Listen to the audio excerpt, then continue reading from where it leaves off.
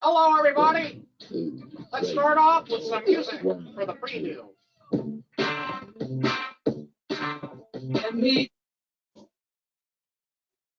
Sing along, Chris. I don't want to hurt the audience's ears.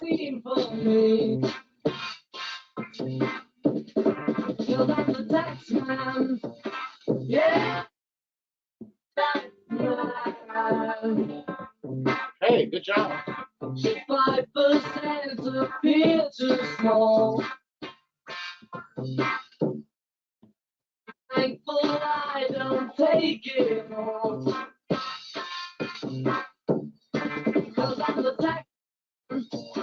Yeah, I'm the tax man. Alexa, off. If you drive Alexa, off. the street, if you try to fix Alexa, off. if you get too cold, Looks like we'll have to pull the plug on Alexa. The Beatles are too strong for simple commands.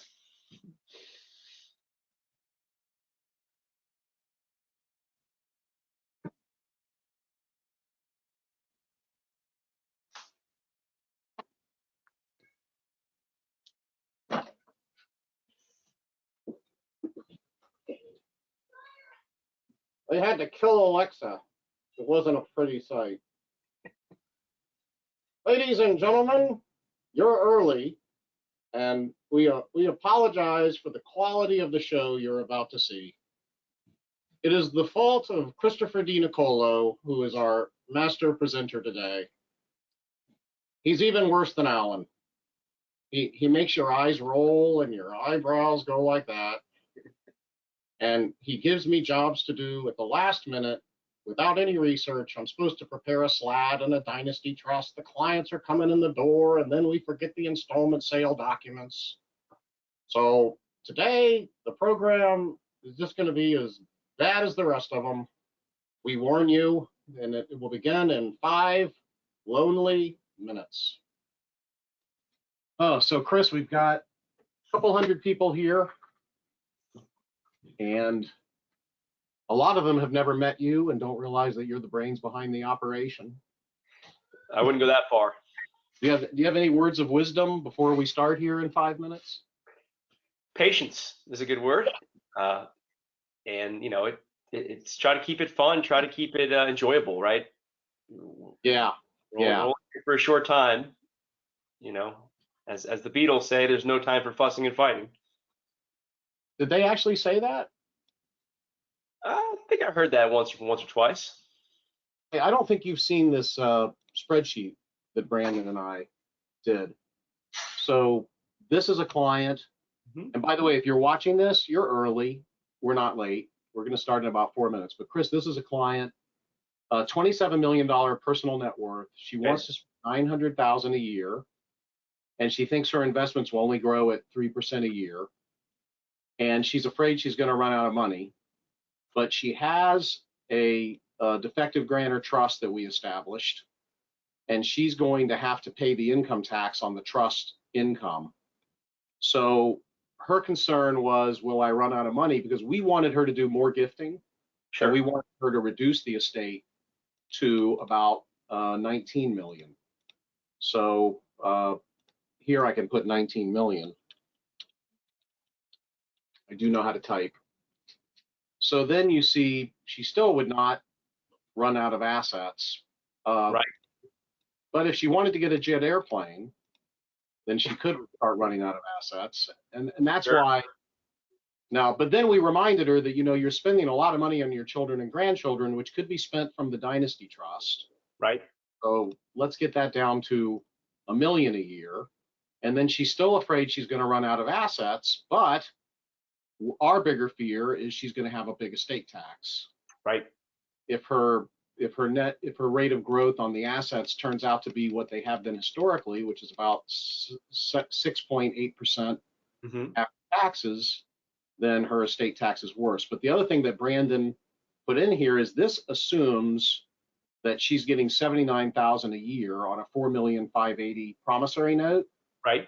What we said to her was, why don't we move that to a private annuity? So Brandon put that there. So now, instead of that smaller payment, she can get $441 a year on a private annuity for the rest of her life. The trust is large enough, almost large enough to satisfy the probability of exhaustion test. So her daughter can guarantee the private annuity. Her daughter has a nice net worth. And now her net worth will go up to 76 million. So what we were able to convince her to give a lot more and to keep the note in place, get her net worth down, and keep her spending up, knowing that we could convert to a private annuety. Right. Convert to a private annuity. Now we're going to build this out better to show more of the detail on the tax payment. Right now, it's a background feature. That's my one comment is the income taxes on the trust, right? Presumably they would go up as the value of the trust goes up, which would further deplete the estate.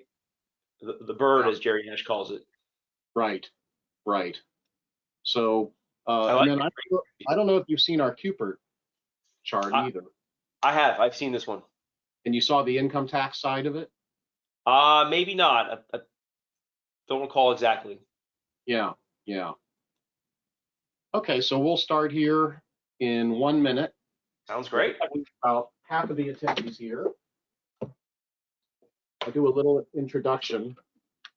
A lot of the attendees believe that I am actually a living being. And I do have a social security number, and I do have a limited liability company that owns me. And the limited liability company is owned by a Nevada trust, and the Nevada trust is owned by someone who is absolutely anonymous, but a brilliant puppeteer. So I see that many of you are out there. Please remember to turn your cameras off if you are not dressed, or to turn them on depending upon what your preference is in that area. Christopher Denicolo will be our primary presenter today. Any errors are his errors, not the errors of the publishers. And he'll be showing you stuff that'll make your head spin. Okay, 3, 2, 1. Chris, welcome to today's webinar, Fundamentals of Estate Tax Planning. We'll give you a round of applause. Thank you. Thank you. Well, Alan, thanks for having me. The coffee is floweth. It's Saturday at 11. What a better time to talk about estate tax planning and kind of go through the nuts and bolts here today, some of our favorite techniques that we use, and of course, a few bells and whistles that we like to implement and try to help our clients. I think without further ado, we can start going through some of the housekeeping information on the foregoing slides. I know you like to lead us through that, so I'll let you go ahead and take us down that path. Okay, some of you have joined us through CPA Academy. If you joined through the CPA Academy platform, you're going to get 1 credit hour as long as you answer the 4 polling questions. Most of you, though, came through our law firm website. You're welcome. You will not get a CPE credit if you're a CPA, and you don't have to answer the polling questions, which have nothing to do with Matt Polling, who's a real estate lawyer in Tampa. So you may or you may not be getting CPE credit. But if you came through our law firm and you want CPA credit, go back out, come in through cpa.org. If you're a lawyer or a trust officer or a certified financial planner looking for credit, sorry, but we don't loan any money to anybody. So there are handouts, which you should have in the handout section. If you have questions, and a lot of you are questioning why you're even here so far, you can go to the inverted pyramid and think about the King Tut song by Steve Martin, born in Arizona, raised in Babylona, King Tut, and has a condo made of stona, as I recall. And you can type in your question, and then Chris and I will probably pretend not to see it if we don't know the answer. This is a Saturday series. You are here with the smiley face. Next week, I will be talking about SLATs, spousal limited access trusts, including Florida's new SLAT law. And then Brandon Ketron and I will be here on the 27th to talk about income tax aspects of estate tax planning. And that's going to be very interesting because I don't really know what we're going to cover yet. That's going to be Brandon's task. And then I'm going to be here with a close friend and a really, really good trust lawyer, Hamden Baskin, to talk about avoiding trust litigation, which gets harder and harder to do every year, quite frankly, as people get crazier and crazier. And then Chris and I are going to be back on September 10th, and we're going to talk about the Secure Act and planning for pension and IRA being paid into trusts and otherwise. So it goes on and on. We do publish a Thursday report. It comes out, believe it or not, on Thursdays every once in a while. And if you email us at info@gassmanpa.com, you will receive a free subscription. It just came out Thursday, and we have a pretty good article in the Thursday report on the new Inflation Reduction Act. So keep us in mind for that. And then we love to speak at events. So we have a lot of events coming up. Please consider supporting these organizations. Most of them are not-for-profit organizations like the Florida Bar Tax Section, the United Jewish Appeal Federation, the Florida Institute of CPAs. So we're always looking for new ideas and new materials for our presentations. And a lot of you are very generous with your time, sending us emails, telling us what to remember to put in there. So please just stay on board, keep us busy. We really appreciate it. I did something a little bit editorial yesterday. I put in a tax advisor's guide to the Inflation Reduction Act in Forbes, and I said that, at least in my opinion, it's kind of unpatriotic to be saying, well, the IRS, they're terrible people, they're really awful, don't give them any money, they shouldn't have doors that open or windows that open and close, or computers that have windows, they should be on DOS so they can't come get us. And it's everyone's patriotic duty to make sure that no one gets audited so that no one ever has to pay taxes. I just think that's a bunch of hogwash. So that is my editorial for today. Don't be mad at Chris or the puppet. You can just be mad at me if you disagree. So Chris, take it away. All right, Alan. So we talked here today about the estate tax. And just to set the floor for everyone, you know, the estate tax is a voluntary tax. Not everyone's going to be subject to it, especially now that we have really high exemption levels. And the way that it works is if an individual has assets of less than $12,060,000, and if they're single, they don't have to worry about the estate tax. For a married couple, you can double that to $24,120,000, and the estate tax is not a problem. If you have assets in excess of those limits, you can give your money to charity and don't have to worry about the estate tax either. So it's not something that's going to happen regardless, but with really easy planning, families can avoid having this tax rear its head and the complexity that comes along with dealing with estate tax returns and audits down the road. So we're hopefully today we'll be able to show you a couple of techniques that can be implemented with little effort and can pay great dividends for clients. In addition to the $12,060,000 per person exemption, we have a $16,000 annual gift tax exclusion. And what that means is that you can give up to $16,000 to anyone in the world, and it does not reduce that reservoir of $12,060,000 of exemption. So those are pretty fundamental estate tax planning basics. If we go on to the next slide, Alan, wanted to mention here that estate tax returns are due if an individual has a asset value exceeding that $12,060,000. Now that's only if the individual has assets exceeding that amount. It might be a situation where the client has assets over that amount, has to file an estate tax return, but doesn't pay estate tax. And that's because of something known as the marital deduction, which is on the next slide. And that covers assets that are generally left outright to a surviving spouse or in a certain kind of trust for a surviving spouse.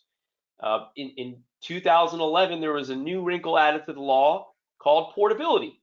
And what that means is that if a spouse dies, has less than that $12,060,000 of credit here in 2022, whatever the difference is, that remaining exemption can be ported to the surviving spouse, so that when he dies later on, he can use that ported amount and tack it on to his exemption to help avoid estate tax.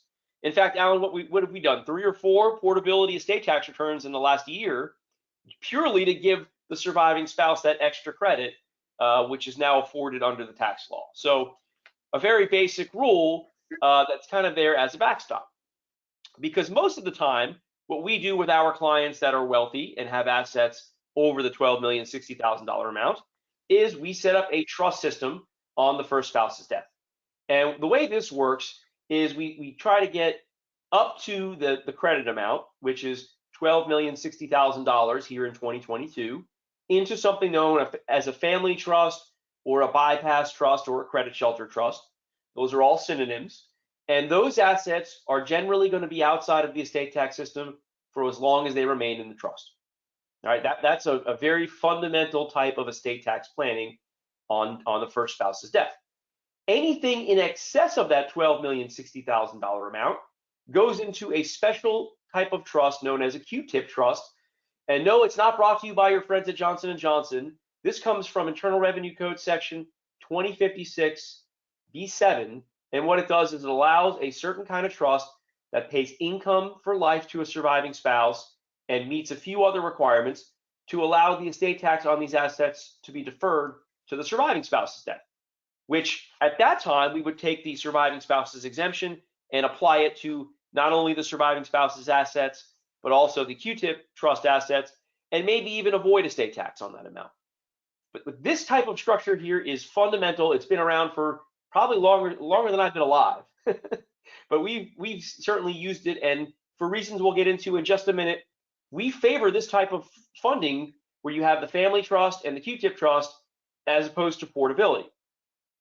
Then when the surviving spouse dies, the assets in the surviving spouse's trust would then divide into separate trusts for children. You know, Val and I knew what the exemption would be in future years. We would probably not be here. We would be in Las Vegas handicapping sports games or something. But you know, who knows what it'll be. The exemption now, $12,060,000. Hate to tell everyone here, but in 2026, that's supposed to come down to $7 million. But Alan, you know what they say about the law? It's permanent, which means only until Congress and the president change it again. So who knows what the future holds in that regard. But this type of planning can really help take advantage of the maximum credit amount on the first spouse's death. Chris, I want to mention that we've had 2 large estates come to us in the last 6 weeks where the marital deduction language was deficient. Yeah. So the family may have to pay a lot of estate tax because one provision in that trust was written by someone who didn't know what they were doing. And it didn't say you must pay the marital devise. It says you may pay the marital devise, which means you will pay federal estate tax. So we remember Joe Robbie Stadium in Miami, which was lost and had to be sold to pay estate tax because of a defective marital deduction provision. So please have that reviewed, and our documents have another clause that says in the event that the marital deduction provision is defective for some reason, then this overrides it. So that would be the savings clause. The second thing I want to mention is when your client dies under the $12,060,000, you don't have to file an estate tax return unless you want portability. And now you have 5 years from date of death to file the portability return. It was what, 2 years, Chris? And they just extended it to 5 years. So really, while it's good advice to do the portability allowance, you may be best advised to get it all ready right after death when you have all the information together. But maybe don't even bother to file it, because if the surviving spouse dies during the 5 years, then you don't need to invite an audit. So those are 2 changes that I thought may be worth noting. Absolutely. Alan, as you and I talked about, I have a friend who's an estate and gift tax auditor for the IRS. And I asked him, when you file a portability estate tax return, which otherwise would not need to be filed, what are the biggest things you have to worry about? And he said, the number one thing we look at is if it was filed timely. So, that's important. But now we have this 5-year rule based upon a recent revenue procedure. So I think you're safe to wait and do the wait and see approach as you've indicated. No question. All right, so going down to a little more, we'll call it testamentary planning. So here in Florida, we have something very unique known as tenants by the entirety's ownership. And the way that this works is that my spouse and I own assets jointly as tenants by the entireties. If I get sued for a car accident or for some reason that has nothing to do with my spouse, those assets generally are protected from creditors, which is fantastic for creditor protection. However, from a post-death standpoint, when I die and my wife inherits all of our tenants by the entirety's assets, those assets are now subject to her creditors. And they're also subject to her whims and to possible undue influence from the tennis pro she now hangs out with, or for her disinheriting our children, or possibly leaving those assets and spending them in a spendthrift manner. So while tenants by the entireties is helpful, it's also helpful to fund assets in a revocable trust to take advantage of that family trust structure that we reviewed on the prior slide. Alan, on the next slide here, we have a little more information about setting up these trust structures. And we wanted to mention something that's kind of a fundamental aspect of a lot of what we're doing today, and that is setting up irrevocable trusts during lifetime. Florida also has something known as charging order protection for limited liability companies. And what that means, plain and simple, if Alan and I own 50% each of an LLC that owns real estate, I get sued for a car accident, my creditor can't take over the real estate that Alan and I own together. He can't become Alan's new partner. All he can do generally is receive distributions that would have come out to me.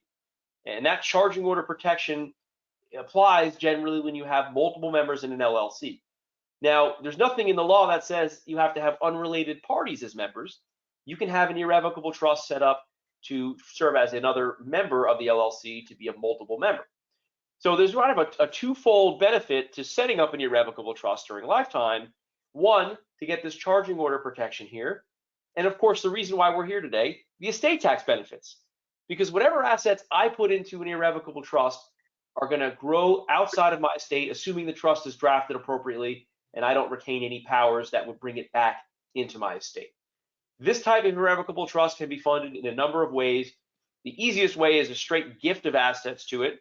And then, of course, there's other things like the installment sale to the defective grantor trust that we'll talk about in a little bit, which can be very helpful in avoiding estate tax and providing a sound estate plan. So Chris, let me mention a couple things. Sure. Not estate tax wise, but we have a lot of CPAs here today. The income taxation of these trusts, the revocable trust is, of course, disregarded for income tax purposes. The gifting trust, if I set up an irrevocable trust for my children and I retain the right to replace trust assets with assets of equal value, then that trust can be disregarded for income tax purposes, and all of the income and deductions of that trust can go on my personal Form 1040. And the trust does not have to file an income tax return, but it should just file a disclosure letter with the IRS once a year. And if anyone wants to see what that disclosure letter would look like, just let us know. And now, if I own 97% of an LLC and the trust owns 3%, and the trust is disregarded, then the LLC can be disregarded unless it elected to be taxed as a company. So now, when Marcia and I, Marcia's my wife, she hasn't left me yet, so I can always use her name. She and I own an LLC jointly as tenants by the entireties, and it's called Poodles 4 LLC because we had 4 poodles at the time. So can that LLC be disregarded for income tax purposes if it's owned jointly by Marcia and I, or if it's owned 97% by Marcia and I and 3% by a trust that is disregarded? Chris, do you venture an answer to that? I think so, especially if you and Marcia own the assets jointly as tenants by the entireties. Because here in Florida, we have this really funky law that says tenants by the entireties are considered to be one person. Each spouse owns 100% of the asset. So because of that, we think that you can take the position that the LLC would be disregarded in that situation. Okay, so, and the answer is unknown, because the IRS has said that if you live in a community property state, it's disregarded. But then the instructions to the Form 1065 partnership return says that a married couple in a tenancy by the entirety state are supposed to consider their joint LLC to be taxed as a partnership. But the Bloomberg B&A portfolio, which I think is a lot smarter than the IRS instructions, says it should be disregarded. The good news is there's a revenue procedure that says that if you fail to file a partnership tax return, but you timely put the income and deductions into your Form 1040 and it's relatively small number of partners, then there is no penalty or interest. So that is a little bit of a divergent. Now, I want to go ahead and get to our polling question because the CPAs always get nervous if they don't get the polling question.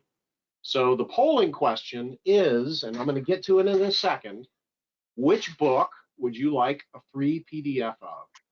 The best one, in my opinion, for this program is 8 Steps to a Proper Trust and Estate Plan, and then Grow Your Medical Practice, and then there's Creditor Protection for Florida Physicians, and then there's What Estate Planners and Others Need to Know About Bankruptcy.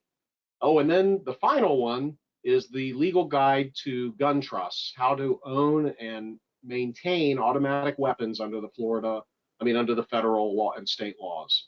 So the polling question, named after Matt Polling, is which of these books would you like to receive? And we'll go back to the presentation as soon as you have told us A, B, C, D, or E. Those are the choices. And Brittany's going to ring the cowbell when we have a 90% answer.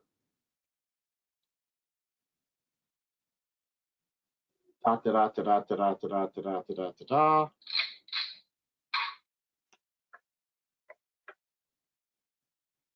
Got him? Okay, the cowbell is rung. By the way, these books are all on sale at Amazon, or you can email us. And if you buy one of these books anytime in the next week, 100% of your revenues will go to the Sarah Gassman Foundation and will pay for one-on-one piano students for needy children. So hope you enjoy the books, but you'll get one for free based on what your polling question is, and we'll be emailing that to you by Monday. So Chris, enough of the shameless self-promotion. Back to page 39. What do we do now?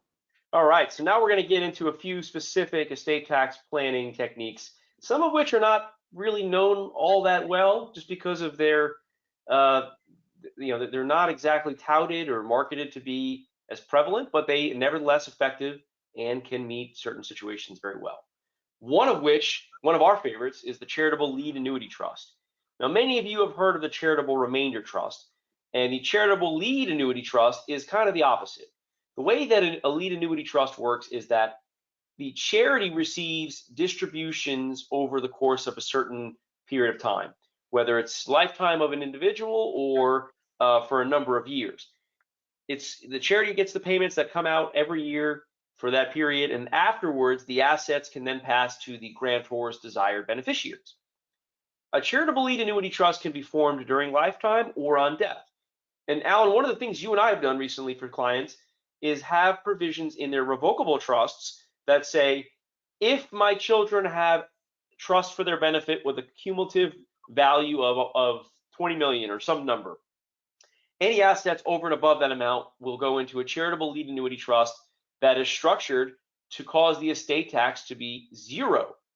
So it's almost like this residual charitable lead annuity trust that can garner a zero estate tax in the estate, and also benefit charitable clauses and non-charitable beneficiaries because of the way that the mathematics of a charitable lead annuity trust work.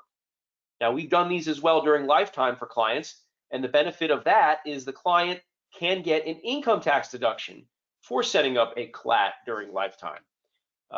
Very useful technique, not as widespread as maybe we think it should be, given how effective it can be, but certainly something we wanted to mention today.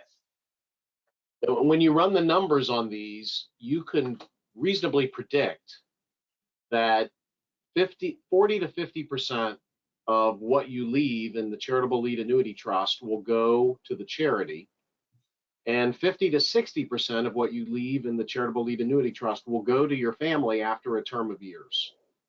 So we recently had a client who had, let's say, 100 million and 2 children, and he said, you know, once the children have 30 million each, I think they're pretty much good to go. So that extra 40 million put into a charitable lead trust, which will pay annual payments to a foundation to be run by my children for 15 years. And then at the end of the 15th year, whatever's left will be added to the share of my children. So that's the charitable lead annuity trust. Now, he put another provision in there, which I think was novel. Not that he's a big reader, but he likes novels. So the novelty here was he let his children advise the trustee as to whether it would go into the charitable lead annuity trust or whether it would just go to a charitable foundation, because he has a child who's very charitable. The client's very charitable. So that child might say, you know, my 20 million, I don't need 15 years of payments to charity and then the rest to me. Just give the whole 20 million to charity and I'll run the charity. So you can give the choice if you draft carefully. We found a way to do that. Speaking of choices, another great arrangement is the administrative note arrangement. And this is something that I didn't know about until a few years back when we implemented this for a client. And the way that this works is if a client has a business and wants to consider leaving the business in part for charity, but doesn't want to run afoul of certain, unrelated business taxable income rules or self-dealing rules, what you can do is leave the business to the child and provide that if the child disclaims the rights to the business, then the business goes to a foundation. The child would then have the option of buying the business back from the foundation for a note over a term of years, bearing interest at the applicable federal rate. And that gives the child the choice of whether to inherit the business, pay estate tax, maybe pay the estate tax over installments under Internal Revenue Code section 6166, or disclaim the disposition, have it go to charity, and buy it back so that he can pay the charity an annual note payment each year over a certain period. And that can be a really nice, flexible post-mortem planning tool for the client that is charitably inclined. So in other words, if you have a $100 million business, instead of your children paying 40 million in estate tax, you leave the business to a charity. Your children buy the business from the charity. So after your death, your children have the business, they've paid no estate tax, and they owe the charity $100 million, but they owe it over 30 years at 2% interest. So they basically pay $2 million a year for 30 years in exchange for having a $100 million business. And then if the charity becomes a public charity by perhaps becoming a school, because a school is a public charity, they could buy the note from the business. They could prepay the note rather at a discount, because a 2% interest note, right now it'd be 3.03%, is not worth the face amount of the note. So that's the administrative note arrangement.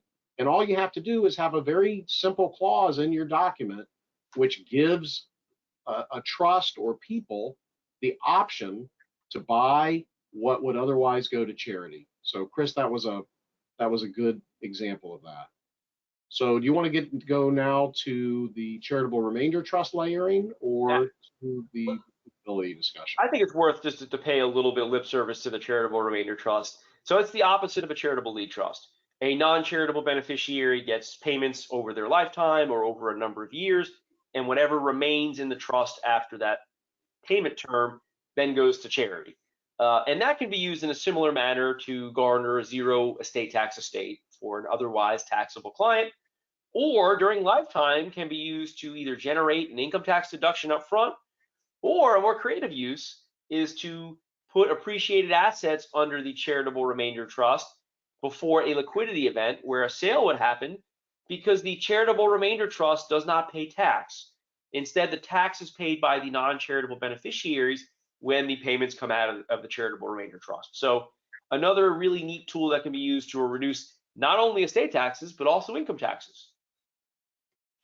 Right. And you could leave a on death, you could say, I leave my assets to a charitable remainder trust that will pay my child 6% of the value of the trust each year for the rest of her life, with the remainder going to charity. And then there's less estate tax, and your child is under control because they're never going to get more than 6%. So they can't mess up the remainder, and the charity and the IRS will watch out and make sure that it's done properly. So Chris, I'm going to go ahead and skip right now to page 69. Okay. Because I just want to do another polling question. Alan, I think 62 is the next one, from what I remember. Okay, you're right. Okay. So the question at 60, actually, I was going to go to 69. Going to 60. Sorry. Okay. So we mentioned that you can, when you die, you can have a promissory note at the applicable federal rate. And the applicable federal rate is a rate of interest that is relatively low, and as long as you don't go below it, you're not considered to have made a gift. So I could sell $10 million worth of assets to a trust for my grandchildren on a 30-year note bearing interest at about 3.1%. So the question is, the applicable federal rates are released by the IRS, A, weekly, B, monthly, C, semi-annually, or D, annually, and the answer is B, monthly. So once we have enough answers, we can go back to this thrilling presentation.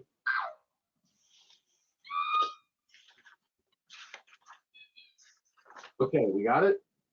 All right, the cowbell has rung, and we are going back to the 40s, not the 1940s, but the pages of the 40s. So, Chris, where were you? You were going to talk about portability, right? No, we were up to right here. Exactly. Using a credit shelter trust as opposed to relying on portability. So we mentioned this earlier in passing. This involves funding assets into that family trust or credit shelter trust as opposed to relying on portability. And one of the reasons why we like to do so is because the credit shelter trust can provide for non-tax benefits such as locking up the assets from creditors, having a co-trusteeship so that the beneficiaries or the surviving spouse don't get full access to change the dispositive provisions or otherwise revise the estate plan that both spouses came up with. Another approach, Alan, is something you and I came up with a couple of years ago called the JEST, which is the Joint Exempt Step-Up Trust. And this idea is where assets are held under a joint trust by both spouses. And on the first death, the first dying spouse has something known as a general power of appointment, which would include the power to direct assets to the creditors of his or her estate. And by doing that, it gives a step up in basis because it causes the assets to be included in the first dying spouse's estate for estate tax purposes. And under Internal Revenue Code Section 1014, that causes almost all assets, there's a few exceptions, to go up and have their basis increase to fair market value. And the way I explain this is that if the spouses bought stock for $10 a share, and when the first spouse dies, it's now worth $100 a share, that basis in the stock jumps up to $100 a share. So if it's sold the day after death for $100, there's no capital gains tax on the sale. And that can be a great benefit for many families, including those families who don't pay estate tax or never have to be worried about the estate tax. So this JEST trust is a really nice tool that can be used. Otherwise, considering inviting estate tax inclusion to get that income tax step up is also a great technique to employ. So I just want to mention if let's say a married couple has 14 million of assets that they can put into trusts, and they want to fund a full credit shelter amount of 12,060,000 on the first death. Well, if they each have a separate trust with 7 million in it, then on the first death you can only lock up 7 million. But with a JEST trust, the way this is designed, the first dying spouse could lock up the full 12,060,000 for the surviving spouse. We believe you get a step up the way we designed it, and there's a lot of people who agree with us. Mm-hmm. And in addition, now the first dying spouse, the surviving spouse is more protected. So if Marcia were to pass away and leave, and I have 7 and 7's locked up in trust, what's going to happen to the other 7? I'll probably go spend it on tax books as soon as I can. So now the whole 7, or at least 12,060,000 locks up. Now, if you don't have that and you have clients, everything's going to the surviving spouse, consider a written agreement between the spouses that says if one of us dies, estate tax or no estate tax, the survivor will make sure that at least maybe 75% of the value of our marital assets will go into an irrevocable trust that will not go to the Hooters girl or the pool boy or whoever that next person is, or quite frankly, the most aggressive child. A lot of times I'm doing an estate plan and they say, well, we've got 4 children, 3 of them are perfectly balanced, and 1 is an aggressive son of a gun and he's never able to support himself. Well, I know when mom and dad have a stroke, who's going to move into the house and start taking care of them and their assets. So we want to lock these assets up on the first death. Estate tax is great to avoid, but some practical planning as well. And you cannot rely on portability, because if the surviving spouse remarries and her new spouse dies before her, then you lose the portability allowance that you had. If the new spouse dies before you and doesn't file a gift in estate tax return or leaves the whole exemption amount to their children, you lose the portability allowance. Chris, anything to add to that? No, Alan, those are great points. Absolutely, and certainly important to consider. Okay. What did you want to say, if anything, further on the gift tax? Just mentioning the annual gifting for the wealthy client is a great simple technique. As I mentioned, each person can give $16,000 per year per person in 2022, which can be great. And if you have a trust that a client sets up for their 10 grandchildren, the client can give $160,000 a year without reducing their $12 million, $60,000 exclusion. If you have two spouses, you can double that. In fact, we do a lot of time is we make gifts on December 31 and January 1 back to back. You can double that even further.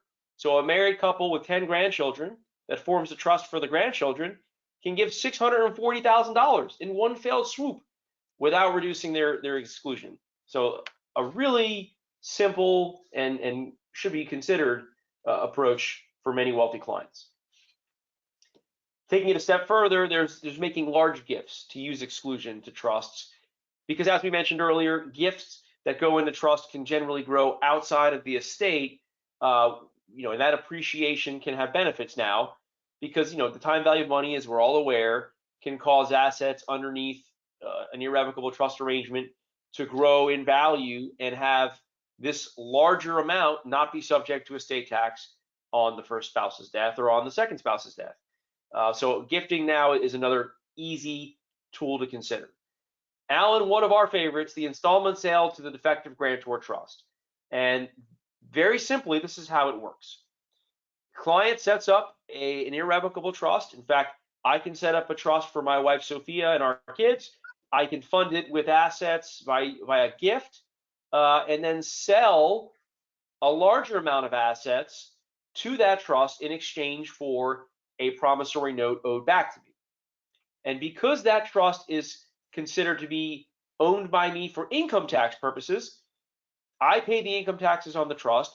There is no income tax from the sale. Now, when we did this little plan here, you can see one of the important things first is funding an LLC. So if we put $9 million of assets into an LLC, and maybe a few months later, I sell a 99% non-voting interest to a trust for my spouse and children, that note can be owed back to me bearing interest at the applicable federal rate. When we put this together, the applicable federal rate was 1.73% per year. As many of you have followed, rates have gone up kind of drastically since then. Now it's about 3.15% per year. Nevertheless, over a 9-year term, the investments under the LLC can be expected to grow at probably more than that 3.15%, and the appreciation under that trust will then escape estate tax or be outside of my estate for federal estate tax. And my wife can take distributions from the trust as needed for health, education, maintenance, and support. I can replace the trustee. The trust assets can be used to pay for health, education, maintenance, and support of our children. And what's more, by using this LLC structure, the 99% non-voting interest is going to be valued at a discount, because while $9 million of assets are under the LLC, what I've sold is an interest in the LLC that's non-voting. It doesn't entitle the owner to make decisions on the LLC assets. It's not easily liquidated on a public market or something like a publicly traded stock exchange. So the note owed back to me can be something like $6 million. And because of that discount mechanism, I've been able to push out wealth out of my estate so that what I've sold effectively is more than what's owed back to me, even though the fair market value of what I've sold is equal to the note. Alan, this installment sale technique is something we use for a lot of clients. I don't know if you have anything to add beyond the basics. Well, just to show the viewers, this came from an actual situation where a financial advisor said, go see Gassman, put $3 million in an LLC, gift 99% non-voting membership interest in the LLC, report it as a $2 million gift. So for use of $2 million of your exemption, you'll have $3 million out. Right. And you'll pay the income tax on the $3 million of investments. And in 10 years, when the $3 million is worth $6 million, you'll have $6 million out of your estate, and you only use $2 million of your exemption. And I said, that's a great idea, but you have $9 million of investments. So if we do this, the other $6 million of investments is going to be worth $12 million in 10 years, and you're still going to have an estate tax problem. So what I recommended instead is let's put your whole $9 million of investments into the LLC, and then about 30 days later, because of the step transaction doctrine, you're going to sell a 99% non-voting member interest in that $9 million LLC for a $6 million note. So we'll reduce your estate by $3 million, and we'll get the future appreciation above and beyond the applicable federal rate out of your estate, and you'll pay income tax on the entire $9 million's income. So then, and you do have to make a seed capital gift to the irrevocable trust on the day of the sale or the day before the sale. It doesn't have to be 30 days before the sale. You'll have the right to replace the trustee of the trust anytime you want with anyone you want, other than yourself and close relatives and employees. Your spouse will be a beneficiary of the trust, so if you need part of the $9 million, you'll be able to get it to pay your spouse's expenses. We could put the trust in Nevada or South Dakota and provide that if you have an unforeseen event, you could be added as a beneficiary. Your creditors won't be able to touch this trust. Your spouse's creditors won't be able to touch this trust. So it's much better to do the $9 million than it is to do the $3 million. But the financial advisor disagreed, and by the way, was selling them life insurance to take care of the extra estate tax. And I said, I don't think you need life insurance. I just think you need $9 million in the LLC with the installment sale. And then we showed them, okay, 5 years later, if it grows by 50%, now you've got $3.5 million minus $6 million. So you've taken significant amount out of the estate. So I have the next polling question here, the third polling question, and that is, with respect to the installment sale to a grantor trust, does this cause federal income tax to apply at the time of the sale? And remember that we explained that when you set up a trust and you can replace the trust assets with assets of equal value, it can be disregarded. And therefore, when you sell something to that trust, you don't pay any income tax because the sale is considered not to have occurred for income tax purposes. So the answer here is true. That's capital A. And once we get enough people who give an answer, whether it's right or wrong, we can go to the next exciting planning technique.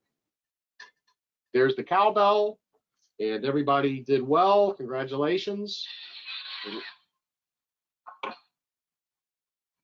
So, Chris, do you want to talk about the tax exclusive nature of estate and gift tax? Yeah, just really briefly, Alan. So what this really works as the difference between the estate tax and the gift tax. And as many of you know, the estate tax is assessed on assets that don't go to charity or spouses, which exceed $12,060,000. And the assets that go to those beneficiaries are going to be subject to tax and are going to be used to pay the tax, that is known as a tax inclusive measure, I believe. The gift tax works a little bit differently.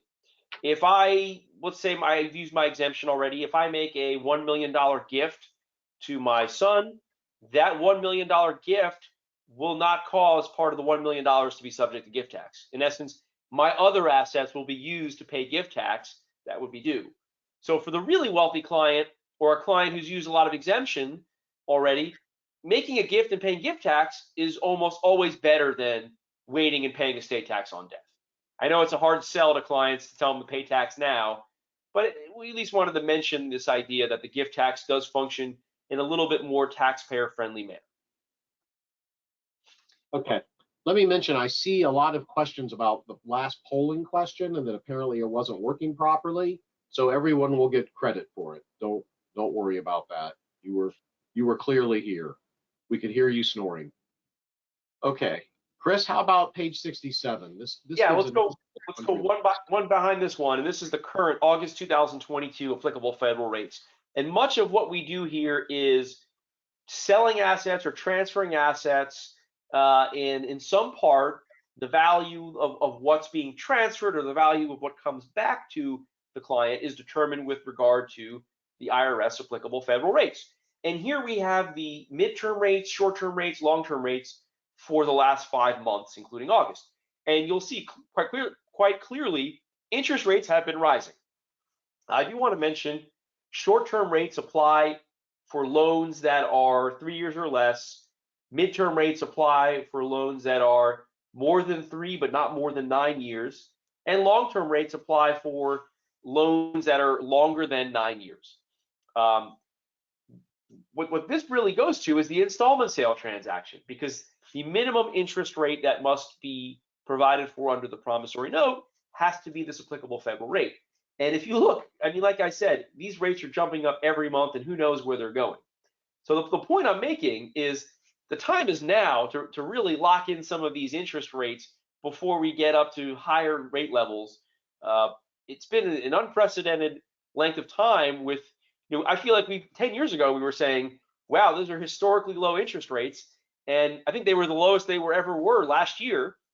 But a year later, we are at quite a higher level. And a lot of times we'll sit with the client and say, well, look, you can transfer assets to a trust and get payments back. And here's your options. You can do a 3-year note, 2.88%. Here's your payment of interest only. A 9-year promissory note in the installment sale at 3.15%, and so forth. One wrinkle to the installment note is it can be structured as something known as a skin or a self-canceling installment note. And the way this works is it's just like your installment sale transaction, except the note can provide that if the seller dies during the term of the note, then the obligation disappears, it cancels. And the IRS has scrutinized this some, but these transactions can be respected so long as the interest rate is increased for something known as a risk premium to account for the fact that the seller might die during the term of the note. In this case, 9.1% for a 73-year-old client is what's determined in our commercially available software. Number Cruncher, Tiger Tables, we use both of them. They both can run these calculations. Alan mentioned the private annuity, which essentially is a sale to a trust in exchange for an annuity payment that's paid over the lifetime of the client.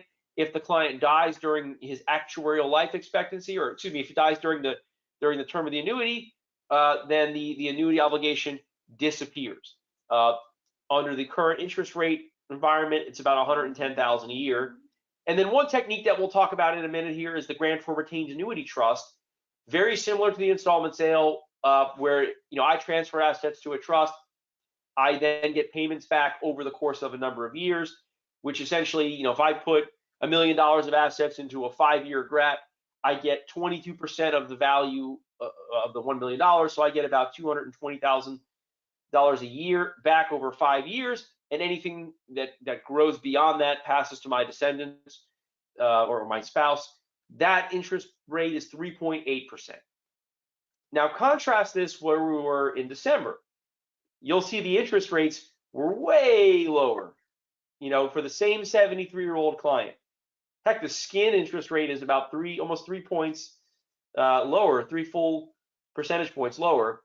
So our thinking is try to lock in these sales now, because the way rates are going, who knows where we'll be in another year. So Chris, I just want to mention here, I think that we have a typo here. This should be September 30, 2022. You could use the August 2022 rate for August, September. Oh, I guess you're right. October. You're right. Never mind. Right. I'm wrong. No, hey, it's, Halloween is a scary day for many people, I know. You could use the June rate for an installment sale in August. That's right. So because of some funky here, language, we could use 3.09% if we get it done this month. Otherwise, we have to go to 3.19% if we do it next month, assuming that the rates are going up. Yeah, now just to point out, this is a little quirk in the language of Internal Revenue Code section 1274D. We wrote an article with Jerry Hesh about 10 years ago called Interesting Interest Questions. And the way that statute reads, you can use the last 3 months for a sale or exchange. So we're of the viewpoint that you could use the June rate, which now would be better, looking back at how rates have gone over the last several months and potentially where they may go in the future. Now you can use a private annuity sale. I could sell assets to a trust in exchange for receiving 11% of the value of what I give the trust for the rest of my life. And then when I die, there's nothing in my estate for estate tax purposes. But at the time that I enter into that arrangement under the Treasury regulations, I have to have better than a 50% chance of not dying from any particular disease. So I could have a 40% chance of dying in the next year.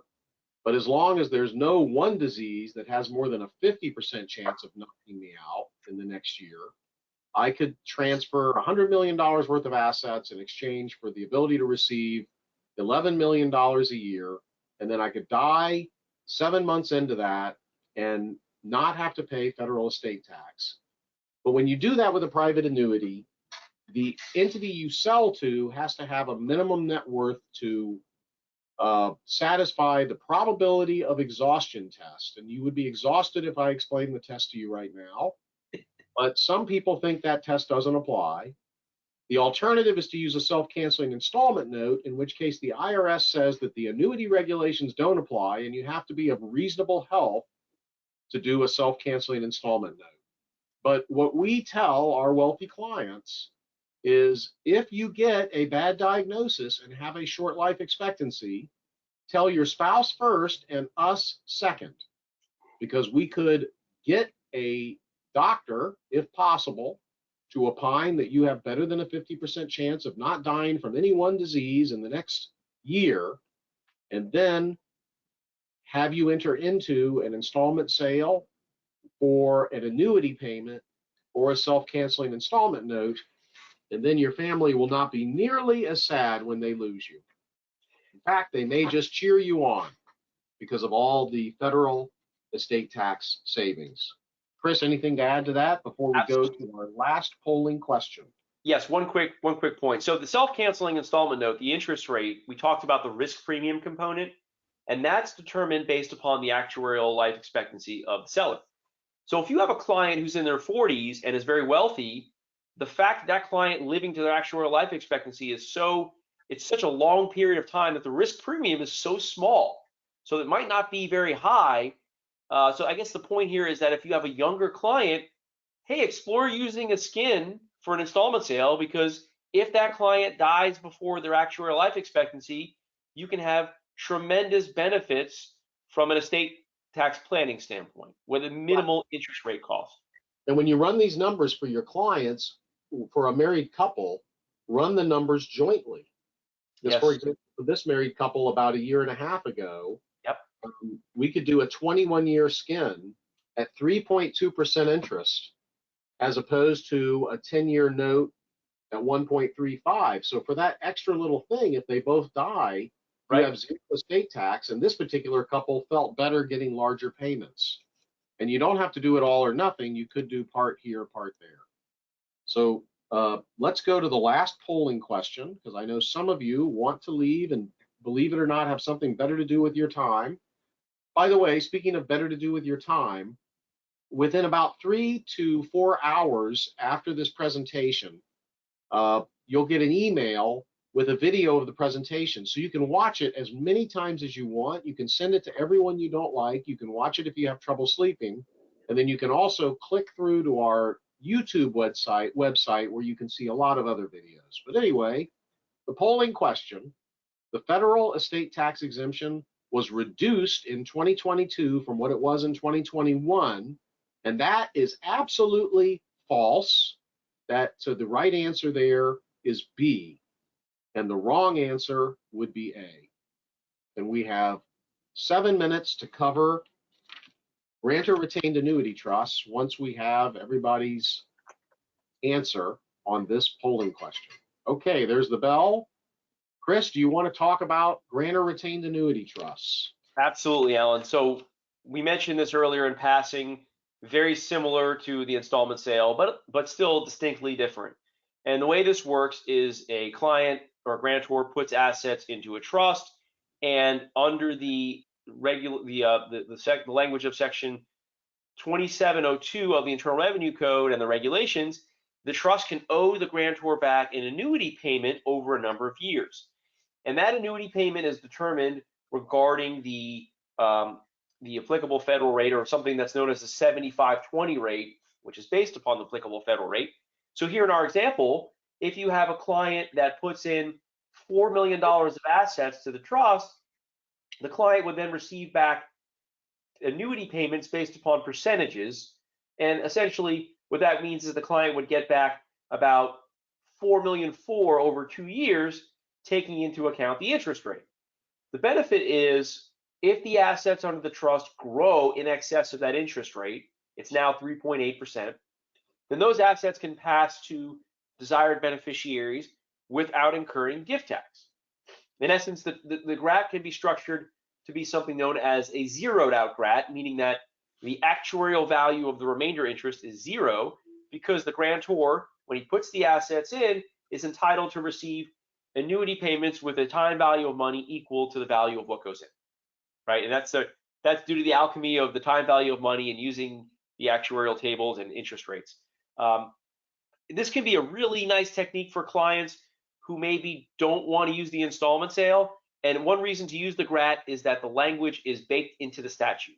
In other words, the IRS, if they come and challenge the valuation of the GRAT, and if the GRAT is structured so that the payments are based on percentage of the day one value, then it's hard for the IRS to argue that a gift was made to the trust. Whereas in an installment sale transaction, while very commonplace and while very much within the realm of proper estate tax planning, if the IRS challenges the valuation and if the installment sale documents don't contain certain clauses, there could be a risk of the client having considered to be made a gift when the installment sale happens. So the GRAT can be helpful for a lot of clients.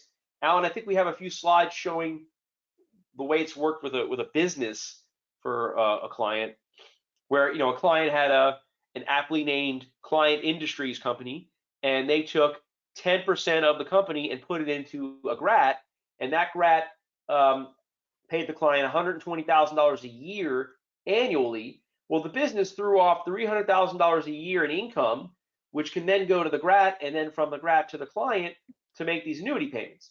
And then on the next slide, we fast forward. I think it was a 10-year GRAT for our client here. The client would then, the GRAT would then have a 10% interest in the company, which could grow at some point to be worth more than the $1 million was assumed on the contribution, plus the excess cash that grew from the $300,000 per year in income, less what was distributed in GRAT payments.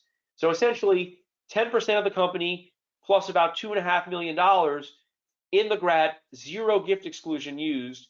This worked out to be very successful for the client in question. So let me just say that, let me say it again, because this is not as complicated as a lot of people think.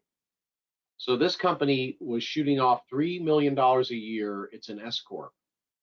So if you figure that it's worth 5 times earnings, then the company is worth 15 million.